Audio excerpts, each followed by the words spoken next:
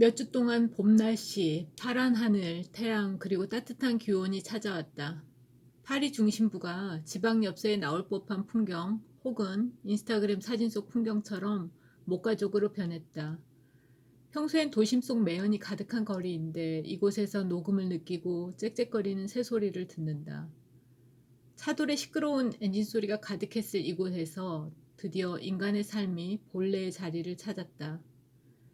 정부는 스스로를 보호하기 위해 사람들을 감금했다. 이대로 가면 지배수단의 무기도 끊임없이 확장되지 않을지.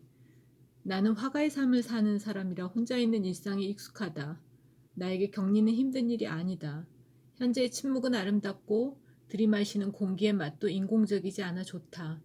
아마 우리가 추구하는 깨끗한 교통수단의 시대의 전초전인 듯하다. 7월 중순 한국에서 열리는 나의 회고전을 제외하면 나의 모든 전시회와 미술 박람회가 연기되었다. 얘기가 진행된 수많은 콜라보 프로젝트도 결국 성사되지 못했다. 과도한 다작이 버거운 나는 내가 직접 그릴 수 있는 만큼만 제작하길 바라기 때문이다. 그래서 여유로워진 요즘 기사를 읽고 코로나 추이에 대한 여러 곡선을 보며 앞으로 어떻게 될 것인지 가늠하려고 애쓴다. 이젠 통계 자료가 새로운 종교가 되었을지도 모른다. 그러나 아무리 완벽한 통계도 위 위기가 인간에게 어떠한 의미를 시사하는지는 알려주지 않는다. 그럼에도 불구하고 몸이 예전 같지 않다. 내가 작업실에 다시 들어가 캔버스 앞에 앉았을 때부터 몸이 예전 같지 않다고 느꼈다. 무의식적인 수많은 제스처들이 내 아이디어의 영감이었다니. 그래서 우리는 여전히 땀, 먼지, 포옹뿐만 아니라 그림, 조각, 영화, 춤, 음악이 필요한가 보다. 면대면의 교감이 디지털화될 수 없듯 캔버스의 냄새는 아직까지 디지털화될 수 없다. 확진자와 사망자가 늘어나는 상황이 두려운 당국은 격리와 거리두기 조치에만 의존할 뿐이다. 그래도 우리가 안전하게 이 상황을 이겨낼 수 있다면 컴퓨터를 끄고 가상의 동굴에서 빠져나와 공공의 장소를 이전처럼 누릴 수 있으리라. 여러분 안녕하세요. 좀 오랜만에 이 유튜브 영상을 찍는 것 같은데요. 그간 뭐 이렇게 학회에 발표할 연구 논문도 있고 막 이래가지고 또 개강하고 강의도 많이 하고 뭐 이러면서 유튜브로 뭔가 여러분한테 말 건네는 게 그렇게 여유롭진 않았어요. 뭐 지금도 뭐 이렇게 여유가 막 많지는 않은데 또 추석 연휴를 앞두고 있기도 하고 뭐 이렇게 그뭐 이런저런 생각들을 많이 하게 되잖아요. 뭐 특히 저 같은 경우는 머릿속에 항상 무슨 생각들이 좀 많아서 그런데 어젯밤에 이제 그런 생각을 했어요. 뭔가 이렇게 인생을 산다는 게 되게 버거운 미션일 때가 많잖아요, 여러분. 그렇지 않아요? 그러니까 우리가 그 이러저러한 어떤 힘듦과 어려움과 또 고통이 있을 때 왜 살지? 이런 생각도 하게 되고, 아니, 내가 이렇게 이제 그런 생각을 많이 했다는 게 아니라 우리가 그런 생각을 하게 되는 게 또 일상생활 속에서 뭔가 즐겁지 않은 일을 겪거나 할 때 그런 생각이 들기도 하고 또 더 보편적으로는 삶 자체의 어떤 중요한 그 목적이나 가치라고 하는 게 매 순간 우리가 강렬하게 느끼면서 사는 건 아니기 때문에 삶의 특정한 의미라든가 이런 것들이 사실 있는 건 아닌 것 같아요. 뭐 이렇게 점점 그런 생각이 좀 더 나이가 들고 살면서 그런 생각이 더 많이 드는데 삶이라는 건 어떤 목적을 부여받고 시작하거나 이렇게 꾸려나가는 게 아니라 사는 것 자체가 굉장히 중요한 목적이라는 생각이 들어요. 마치 나무들이 어떤 목적 때문에 자라는 게 아니고 지금 이렇게 존재하는 게 아닌 것처럼 하늘이 어떤 목적 때문에 그렇게 펼쳐져 있는 게 아닌 것처럼 인간도 그런 어떤 주어진 존재로서의 자연스러움이 있는 거죠. 어쨌든 그런데 뭐 지금은 우리가 이제 코로나 블루 얘기도 하고 그게 이제 심각해서 뭐 코로나 레드까지 얘기를 하는 상황이잖아요. 그리고 뭐 안타깝게도 스스로 목숨을 저버리는 사람들도 많고 그 그런 어떤 상황들이 이를테면 이제 삶의 되게 반대점에 있는 삶의 대극으로서의 그 상실 내지는 무의미, 무존재 이런 거라고 이제 철학적으로 얘기할 수 있을 텐데 그런 삶의 상실이라든가 무의미, 무존재의 상태라는 것이 무생물에 가까운 거란 말이에요. 근데 그런 어떤 상태들을 우리한테 그 깨우는 그런 상태를 흔들어 깨워 주는 그래서 살라고 더 좋은 삶을 살든 뭐 힘든 삶을 살든 간에 사는 것 자체가 굉장히 중요한 의의라고 존재 자체가 존재라고 하는 그런 부분을 어 순간순간 느낄 때가 있어요. 그러니까 여러분은 어떨지 모르겠지만 저 같은 경우는 삶의 순간순간 그러니까 기본적으로 삶에 어떤 굉장히 중요한 동력이 있다고 생각하지 않지만 그 동력은 그냥 흘러가는 거라고 생각하는데 어떤 순간에는 '아 사람들이 이래서 인생을 사는 거야.'라든가 뭐 옛날 말이지만 그런 말 있잖아요. 어른들이 그런 얘기 한 거 들어본 적이 있을 거예요. 뭐 "개똥밭에 굴러도 이승이 낫다." 뭐 이런 말들. 근데 그런 말들 옛날 어릴 때 들을 때도 그렇고 지금도 사실 어떤 순간에는 너무 이상한 말이라고 생각하는 경우도 있고 순간순간 공감이 안 되는 때도 있는데 또 어떤 때는 이 말이 진짜 갖고 있는 되게 그 말의 그런 그 통속성과는 비교할 수 없을 만큼 되게 중요한 진리값이 있다고 생각하는데 그게 뭐냐면 삶은 그 자체로 되게 중요한 어떤 그 운동성이 있고 그 운동성이 우리가 그 지각하고 경험하기에는 시간이 흘러가는 거고 사건이 일어나는 거고 일들이 벌어지는 거고 그럼에도 불구하고 그 일들이나 사건의 어떤 그 거시적인 차원에서 보면 일상인 거예요. 일상이 이렇게 진행이 되는 거죠. 근데 그런 순간순간 일상의 순간순간 사건들의 연속이지만 그 사건들 속에서도 특별하게 이 삶의 어떤 밀도를 느끼게 하는 순간들이 있어요. 근데 그게 좋은 측면을 지금 저는 얘기하고 싶은데 그것이 일테면 뭐 굉장히 그 사랑하는 상태에 빠진다든가 아니면 정말 뭔가 성취감을 느끼게 된다든가 또 어떤 목적을 달성한다든가 하는 뭐 그런 굉장히 거창한 어떤 순간일 수도 있지만 그보다 훨씬 응축돼 있고 강렬한데 우리 스스로가 느끼기에는 훨씬 더 어떻게 얘기할 수 있을까? 평범한 말로는 훨씬 더 행복하고 훨씬 더 이런 '아 살아있길 정말 잘했어. 이런 삶이 삶이야. 이런 게 삶이구나.' 이렇게 느끼는 그 모든 무의미와 무존재 상태처럼 보이는 어떤 그 일상의 순간들을 그 거대한 시간들을 상쇄하고도 남을 만큼 짧고 강렬한 순간들을 만들어내는 게 있어요. 너무 모호한 얘기일 수도 있지만 그게 예술 작품이라는 생각이 듭니다. 음 좀 더 구체적으로 얘기하면 하나의 전시가 하나의 연주가 그런 순간을 느끼게 하는 '아 정말 이게 살아있는 거구나. 살아있기 때문에 이거를 보고 이거를 느끼고 이거를 들으면서 내가 어 충만해지는구나.' 이런 생각을 하게 되는 거예요. 거라는 뜻이에요. 지금 제가 얘기하려고 하는 건. 그러니까 어떤 대단히 위대한 예술 작품이나 우리가 가보기 힘든 어떤 거창하고 위대한 미술관이라든가 이런 차원만은 아니고 자기에게 어느 순간 그렇게 오는 되게 컨덴싱 돼 있는 그러니까 막 응축돼 있는 어떤 미적 경험이 있다는 얘기를 하는 거예요. 근데 그 미적 경험이 그냥 케이스 바이 케이스야 이건 아닌 것 같아요.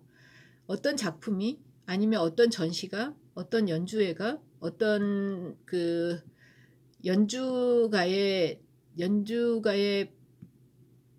집약돼 있고 밀도 높은 어떤 퍼포먼스가 그런 거를 그 감상자한테도 어 가능하게 해 준다고 생각해요. 그런 지각 상태를 만들어 준다고 생각해요. 그리고 그런 것들이 제대로 커뮤니케이션이 되면 그 작품이나 그 퍼포먼스나 그 감각적인 어떤 그 퀄리티하고 내가 잘 이렇게 커뮤니케이티드 되면 그때 느끼게 되는 게 그런 것 같아요. 어떤 희열인데 굉장한 희열인데 그 희열은 눈에 보이고 물질적으로 확실해서가 아니라 내가 그 순간 존재하면서 느끼는 거기 때문에 나중에 생각해 보면 '아 살아있길 잘했어.'라든가 '인생이 이래서 인생이구나. 이 굉장히 그 강렬한 거구나 인생은.' 이런 생각을 하게 되는 거죠.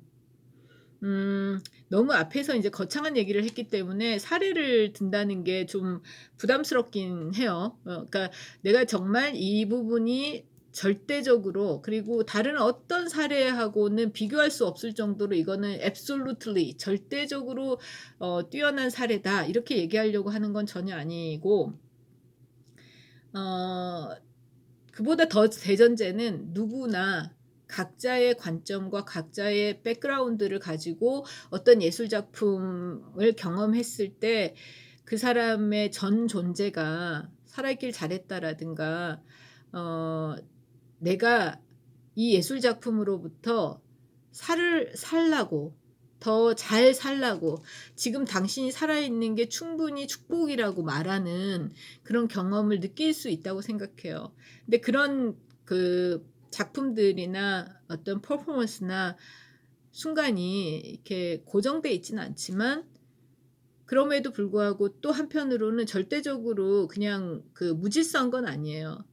정말 좋은 작품은 좋은 전시는 또 그런 것들을 제공하기 위해서 그 계산된 것은 계산한다기보다는 기획을 굉장히 충분히 잘해서 감상자로 하여금 내지는 그 작품을 향유하고자 하는 어떤 그 타인들로 하여금 그 관문을 게이트를 충분히 열어주는 작품의 어떤 품을 넉넉하게 하거나 깊이 있게 하는 어떤 작품들의 세계가 있다고 생각해요. 이제 그런 작품들이 바로 어 내가 이 비디오의 제목을 이렇게 먼저 떠올렸었는데 "예술이 당신에게 살아 있으라고 할 때"라는 제목을 이 비디오에 붙일 건데요. 예술이 당신에게 살아 있으라고 할 때라는 얘기는 뭔가 삶을 강요하거나 아니면 뭐 그 되게 극단적인 비유를 들자면 당신이 자살하려고 하는데 그 예술 작품이 떠올라서 죽지 못하게 한다. 이런 그 어떻게 보면 센세이셔널한 뜻은 선정적인 의미는 아니고 우리가 일상을 다소 그 반복적으로 그리고 어떻게 보면은 관성적으로 산다고 자기 스스로가 매몰돼 있을 때 그 순간을 아주 질적으로 고양시키는 질적으로 높이고 또 굉장히 다른 어떤 그 이전과 이후로 나누는 어떤 질적으로 다른 순간들을 만들어내는 것들에 대해서 얘기를 하고 싶은 거예요. 근데 그게 뭐 연애일 수도 있어요. 그리고 뭐 또 뭐 굉장히 중요한 어떤 보상일 수도 있겠죠. 근데 제가 얘기하고 싶은 건 그런 어떤 것들이 좀 더 구체적인 거라면 예술을 통한 그런 순간의 경험은 훨씬 더 강렬하고 훨씬 더 비물질적이기 때문에 더 애달고 더 쫓고 싶고 더 느끼고 싶은 걸 거라는 얘기를 하고 싶은 거예요.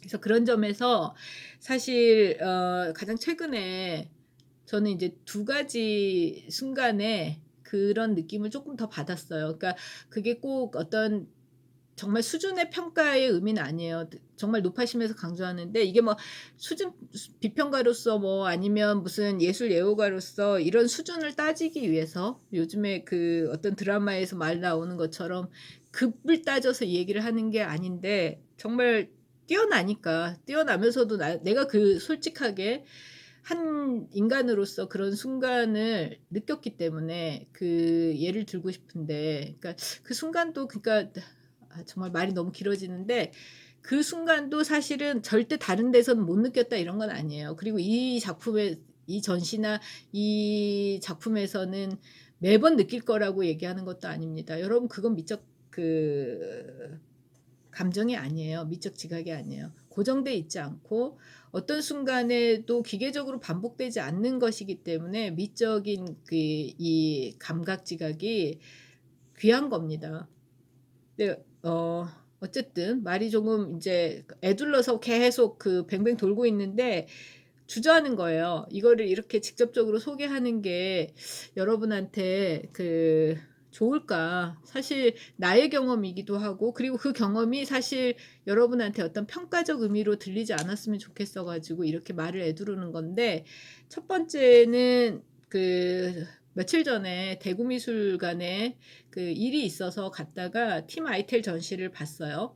근데 이 팀 아이텔 전시를 어 그렇게 사실 그 크게 기대는 하지 않았어요. 근데 그게 대구미술관에 기대가 없다든가 국내의 전시이기 때문이라든가 아니면 팀 아이텔 자체에 기대가 없다든가 이런 뜻이 아니라 지금 회화 전시 특히나 이제 여러분이 아는 사람들은 많이 알겠지만 그 독일 라이프치히 학파라고 불리는 라이프치히 스쿨이라고 불리는 어떤 회화의 그 경향성에서 봤을 때 전시가 예견이 되기도 하고 티마이테리 작업들을 많이 봐왔기도 했고 내가 또 유럽에서도 봤고 했기 때문에 이 전시에서 막 그 어떤 지금 제가 얘기하는 식의 그런 그 '아 내가 이걸 보는 이런 걸 보면서 사는 게 인생이지.'라는 생각을 할 거라는 기대가 없었다는 거죠. 근데 일을 마치고 인제 혼자 그 미술관이 지금 대구 미술관은 오픈을 했어요. 그래서 일반 관람객들이 관람을 할 수 있는데 상대적으로 그래도 많지는 않죠, 관람객이. 근데 전시가 굉장히 대규모예요.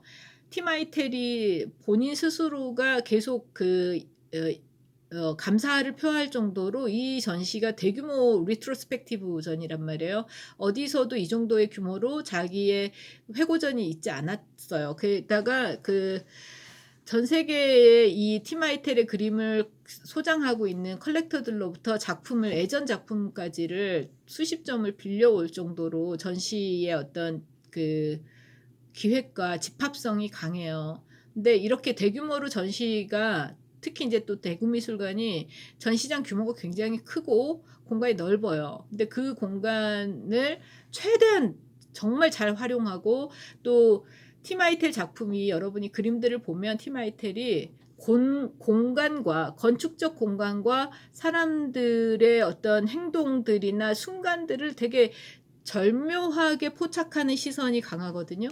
근데 그런 식의 작업들을 페인팅을 보여주는데 전시장이 대구미술관의 그 전시장의 그 건축적 공학이 그 부분을 굉장히 잘 조응을 해 놨더라고요. 그래서 전시를 보면서 내가 그 공간 속에서 그림을 본다라고 하는 경험이 어 반복되는 게 아니라 공간을 지각하게 하는 거예요. 그림 속에 2 차원 평면 속에 있는 공간인데도 그 공간감이 실제 내가 지금 이 3 차원 공간 속에서 지각하게 되는 것들과 굉장히 레조넌스 하는 거예요. 즉 공명을 하는 거예요. 그래서 이 그림에 등장하는 공간을 이렇게 그 유추하게 되는 게 아니라 피부로 느끼는 것 같은 구체성이 있는 거죠. 게다가 작품이 굉장히 많은데 그 작품들의 크기와 소위 색채와 내용들이 일관되지 않은데 그러니까 아주 작은 작품들이 연속해 있거나 아주 큰 규모의 그림이 한 벽에 거대하게 있거나 하는 식으로 강약이 정말 그 대범해요, 전시 전체가. 근데 그런 부분들을 그 그림 속에서도 발견하고 전시 전체에서도 발견하게 되고, 그러면서도 팀 아이틀의 작품이 여러분이 그 작가의 그 작업을 좀 어느 정도 아는 사람은 알겠지만 형상회화이기 때문에 피규러티브 페인팅이기 때문에 그 안에 담겨 있는 어떤 인물이라든가 사물이라든가 공간이 정말 아름다우면서도 깊이 있게 느껴지는 거예요. 그러니까 재현의 상태와 실제의 상태들이 계속 넘나들면서 감상자로 하여금 이 그 지각 자체가 인비트윈 상태에 빠지게 하는 거예요. 실제 공간이랑 환상의 공간이랑 일루저널한 어떤 그 형상이랑 실제 내 공간의 지각 경험이 이제 넘나드는 거죠.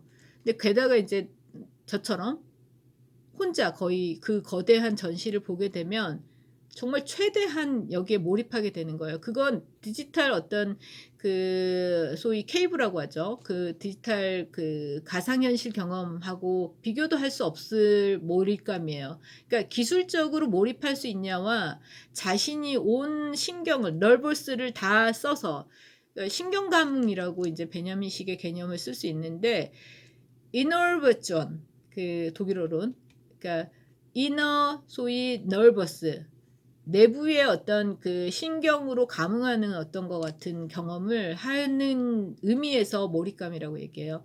근데 그런 부분을 티마이트의 그림의 정말 강약을 가지고 공간 속에 마치 공간과 공간 안에서 내가 움직이면서 그것들을 발견해 나가거나 그 속으로 빠져들게 하는 식의 전시 를 만들어 놔서 굉장히 그 몰입감을 갖고 이 전시를 봤어요. 근데 보면서 이제 처음에는 그런 느낌을 캐치를 못했다가 어느 순간 작품들을 계속 보면서 그 생각을 딱 깨달았어요. '아 이걸 볼 수 있는 인생이어서 얼마나 좋아.' 이런 생각. 그러니까 내가 누구고 내가 이걸 볼 수 있는 어떤 조건이 됐고 이런 뜻이 아니라, 이게 아니었더라도 내가 이런 순간을 느낄 수 있다는 게 바로 이 '인생의 의미겠지.'라는 생각이 드는 거죠. 매 순간 어떤 삶을 살아나가야 되고 삶을 살아내야 하지만, 그런 차원에서 부채감을 갖거나 짐스러운 게 아니라 어떤 순간의 미적 경험이 나한테 삶의 어떤 그 쾌락, 희열을 느끼게 해 주는 차원의 그런 순간인 거를 느꼈어요. 근데 그게 인제 다시 강조하지만 대구미술관이기 때문에 라든가 팀 아이텔이기 때문만은 아닐 거예요. 나도 그런 어떤 느낌을 인정할 만한 준비가 돼 있으니까 공명했을 거라고 생각을 합니다. 그래서 사실은 아까 내가 처음에 이 영상의 시작 부분에서 읽은 게 팀 아이텔이 쿤스트 포럼이라고 독일의 그 예술 잡지인데 되게 오래됐고 유력한 잡지예요. 근데 팀 마이텔이 이 2020년 6월에 이 쿤스트 포럼에 인제 기고한 글을 대구미술관 기획 측이 인제 그 국문 번역을 하고 해서 같이 전시장에 온문하고 같이 그 게재를 해 놨더라고요. 그걸 내가 인제 그 여러분한테 읽어 드린 건데, 여기에서 제가 주목한 게 이런 부분이었어요. 그러니까 전체 글이 다 그 꽤 작가가 진솔하면서도 시대적이면서도, 그러나 자기 개인의 어떤 그 컨디션을 가지고 정말 그 '하고 싶은 얘기를 썼다.' 이런 느낌을 받았고, 또 그 특유의 수필적 그 가벼움과 그런 서정성이 느껴지는 문장이어서 좋은데, 그중에서도 제가 이게 특히나 여기서 주목했던 건 이런 부분이에요. "우리는 여전히 땀, 먼지, 포옹뿐 아니라 그림, 조각, 영화, 춤, 음악이 필요한가 보다."라고 썼더란 말이죠. 그러니까 이런 그 코로나19로 자가 격리와 그리고 사회적 거리 두기와 그리고 모든 어떤 삶의 일상적 활동들이 폴스 상태로 빠져야 되는 이 순간에 작가는 그럼에도 불구하고 우리가 그런 어떤 육체적인 어떤 존재의 그 실증적인 것들, 땀 먼지, 포옹 이런 것들, 그다음에 예술 작품으로서의 조각, 영화, 춤, 음악 이런 것들이 필요한가 보다라고 얘기했는데, 그 얘기가 바로 제가 어떤 전시를 보면서 티마이텔의 작품과 작품 거대한 페인팅과 작은 페인팅이 걸려 있는 벽들 사이를 지나가면서 느꼈던 '아 우리가 인생에서 이런 걸 보면서 사는 거구나. 그게 인제 인생을 산 살라고 하는 어떤 예술 작품이 나한테 던지는 메시지구나.'라고 느끼게 했던 순간과 같은 얘기라고 생각해요. 그래서 그 부분을 여러분한테 뭔가 추석 연휴 전에 얘기하고 싶어서 이렇게 유튜브 영상을 찍고 있는 겁니다. 그다음에 인제 또 하나는 얘는 이것도 뭐 되게 이게 조심스러운데 어 피아니스트 조성진 씨 워낙 이제 너무 연주가 좋고 정말 뭐 젊은 거장이라는 수식어가 그렇게 막 과장은 아닌 그런 피아니스트잖아요. 비르투오소죠 정말. 근데 그 이 쇼팽 콩쿠르 를 한 이후로 정말 전 세계에서 가장 중요한 어떤 공연들을 계속 충분히 자신의 어떤 세계로서 하고 있는 것 같아요. 근데 얼마 전에 이 핀란드의 라디오 오케스트라 그러니까 방송 오케스트라하고 협연을 하면서 라흐마니노프 연주를 했던데 유튜브로 우연히 인제 봤어요, 들으면서. 근데 정말 아 삶을 어떻게 충실하게 살아야 되는지 왜 라흐마니노프 협주곡을 피아노 협주곡을 들으면서 왜 그런 생각을 하는지 이유는 내가 설명할 수 없지만 '정말 삶을 충실하게 사는 거구나.' 그러니까 그건 이제 조성진 피아니스트한테만 해당되는 얘기가 아니라 저도 그리고 누구도 '삶을 충실하게 사는 거구나.'라는 생각을 하게 됐고 마흐나 라흐마니노프 피아노 협주곡을 이번을 다 듣고 난 다음에 또 이렇게 연관된 그 유튜브 영상으로 이제 지금 이게 코로나 시대에 이런 사회적으로 이런 문화 예술이 기여할 수 있기 위해서 이런 콘텐츠를 되게 무료로 많이 공유를 하고 있어요. 근데 거기 핀란드 라디오 오케스트라하고 해서 거기서 이어진 공연이었던 것 같은데 리사이틀을 하더라고요. 근데 거기에 모차르트 그다음에 슈베르트 그리고 누구죠? 브루크너 브루크 아니 브루크너가 아니라 그다음에 리스트 이런 식으로 이렇게 프로그램 짜져 있는 한 2 시간 가까이 되는 리사이틀 영상도 있어서 보게 됐는데 그중에 제가 잘 모르는 슈베르트의 방랑자 그러니까 원더러 판타지라는 곡이 있더라고요. 그거를 듣는데 슈베르트가 이 정도로 막 정말 거칠고 또 강렬하고 혼돈이고 불협화음이고 이런 것들을 작곡했나?'라는 생각을 그러니까 워낙에 제가 음악을 잘 몰라서 하는 얘기겠지만 그 생각이 들었어요. 그리고 그거는 마치 베토벤의 후기 현악 사중주를 듣는 것 같은 근데 그걸 인제 말이 좀 이어지는 뭐 퍼져나가는데 에드워드 사이드가 말년의 양식이라는 The Latest Style이라는 글에서 베토벤이나 그 갑자기 생각이 안 나는데 베토벤의 그런 후기 현악 사중주 같은 거를 들으면 그 곡은 절대로 노년 말년이 되면 인생에 굉장히 완숙하고 정리된 어떤 세계, 경지에 이른 소위 대가이기 때문에 대가로서의 어떤 완결되고 종합되고 안정적 세계하고는 다른 거다. 그렇게 사람들이 통상 생각하고 그렇게 돼서 거장이고 위대한 예술가라고 어 우리는 해석을 해 왔지만 베토벤의 말년의 곡들은 가장 불협화음과 가장 거칠고 균열이 있는 세계다라고 설명하거든요.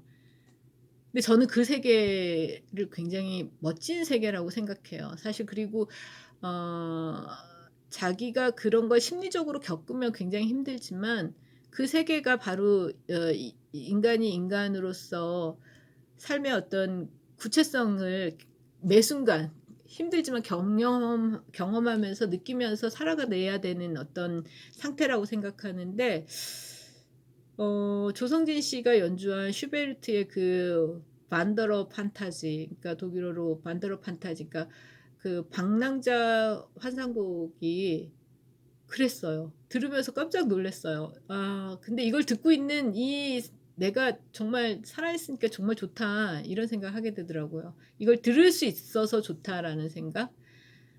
그래서 뭐 얘기가 길어졌지만 여러분, 그 예술 작품이 당신한테 인생을 살라고 할 때가 언제인지를 한번 생각을 해 보세요.